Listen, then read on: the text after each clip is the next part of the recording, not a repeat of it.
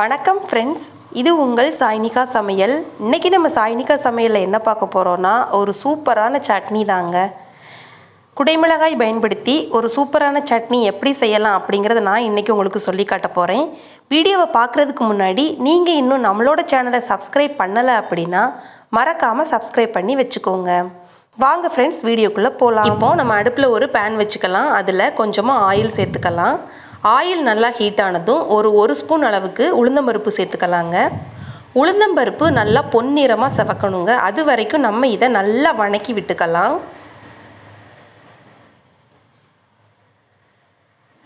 பாருங்கள், நல்லா வணக்கி விட்டாச்சு. இப்போ ஒரு ஸ்பூன் அளவுக்கு நிலக்கடலை சேர்த்துக்கலாங்க. சேர்த்து அந்த நிலக்கடலையும் நல்லா அந்த எண்ணெயில் நம்ம வணக்கி எடுத்துக்கலாம்.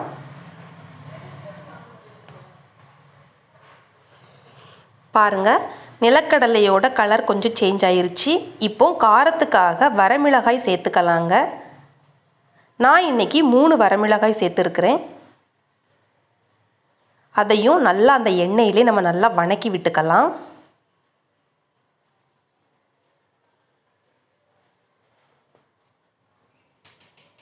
இப்போ ஒரு 6 பல் பூண்டை நம்ம நல்லா தோல் நீக்கி இதில் சேர்த்துக்கலாம். எல்லாத்தையுமே நம்ம 2 நிமிஷம் நல்லா வணக்கணுங்க. அப்போ தான் சட்னியோட டேஸ்ட் நல்லாயிருக்கும். இப்போ ஒரு கொத்து கருவேப்பிலையை சேர்த்துக்கலாங்க. அதையும் நம்ம நல்லா வணக்கி விட்டுறலாம்.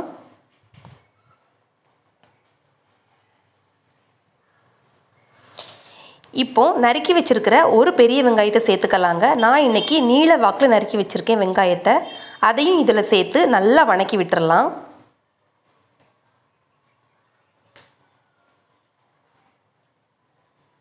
அடுப்பை ஸ்லோ ஃப்ளேம்லேயே வச்சுக்கலாங்க, இல்லைன்னா அந்த உளுந்தம் பருப்பெல்லாம் தீஞ்சு போயிடும்.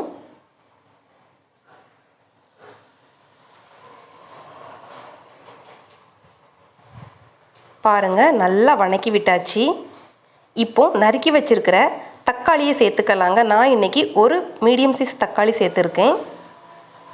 தக்காளியும் சேர்த்து நம்ம நல்லா வணக்கி விட்டுறலாம்.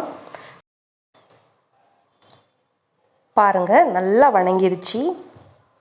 இந்த மாதிரி நம்ம வணக்கி அரைக்கும் போது சட்னி நல்லா டேஸ்ட்டாக இருக்குங்க. இப்போது நான் கட் பண்ணி வச்சுருக்கிற 2 குடைமிளகாய் சேர்த்துருக்கேங்க. குடைமிளகாயை சேர்த்து நல்லா ஒரு டைம் கலந்து விட்டுறலாம். குடைமிளகாய் சீக்கிரமாக வெந்துருங்க, அதனால நம்ம இதை நல்லா வணக்கிக்கலாம். இப்போ இதுக்கு தேவையான அளவுக்கு உப்பு சேர்த்துக்கலாம். உப்பு சேர்த்து நல்லா ஒரு டைம் கிளறி விட்டுறலாங்க.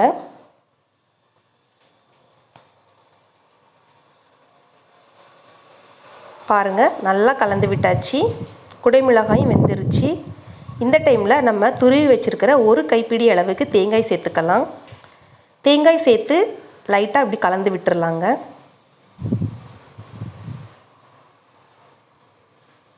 இப்போது நமக்கு சட்னிக்கு தேவையான எல்லாம் நல்லா வணங்கிருச்சு. இப்போது ஒரு மிக்ஸி ஜாரில் நம்ம வணக்கி வச்சுருக்கிற எல்லாத்தையும் மாற்றிக்கலாம். இப்போ இதை தண்ணி ஊற்றி நல்லா ஃபைன் பேஸ்ட்டாக அரைச்சிட்டு வந்துடலாம். பாருங்கள், அரைச்சாச்சு. இதுக்கு ஒரு தாளிப்பு ரெடி பண்ணிடலாங்க. அடுப்பில் ஒரு கடாய் வச்சுக்கலாம். அதில் கொஞ்சமாக ஆயில் சேர்த்துக்கலாம். ஆயில் ஹீட் ஆனதும் ஒரு ஸ்பூன் கடுகு சேர்த்துக்கலாம். கூடவே ஒரு 1/4 ஸ்பூன் உளுந்தம்பருப்பு சேர்த்துக்கலாங்க.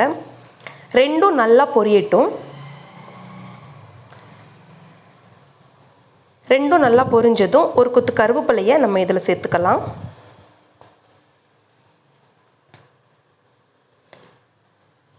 சேர்த்து நல்லா பொன்னிறமாக வணக்கி விட்டுறலாம்.